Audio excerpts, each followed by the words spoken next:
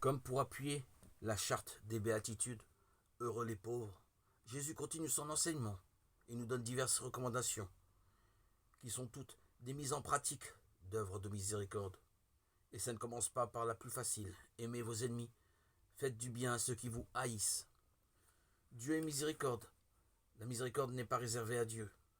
C'est une des premières attitudes que tout chrétien peut essayer d'adopter pour suivre le Christ, pour tenter d'imiter Dieu tout au long de sa vie.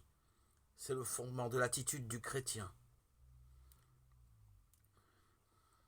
Dans la première lecture du récit du premier livre de Samuel qui met en scène David pourchassé par le roi Saül qui cherche à l'éliminer, voilà que David va être en position de tuer Shaoul, endormi près de sa lance. Mais David fera preuve de miséricorde. Saint Paul ensuite, dans sa lettre aux Corinthiens, nous apprend comment Dieu fera de nous être pétris de terre, des êtres spirituels à son image. Non par nos mérites, mais par simple grâce, à cause de la miséricorde de Dieu pour chacun. Jésus ne nous demande pas d'être mous, inertes, d'accepter passivement toutes les brimades et les agressions. Il nous demande d'être libres, et la liberté est souvent désarmante. Au lieu de nous enfermer dans le cercle vicieux de la vengeance ou de la simple riposte qui, à vue humaine, peut sembler légitime, pourquoi ne pas nous sentir libres de préférer la miséricorde pour notre agresseur?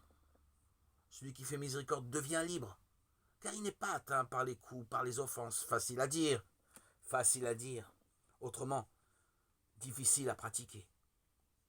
Seul Dieu peut en nous réaliser le programme de vie que nous propose Jésus par sa sainte miséricorde.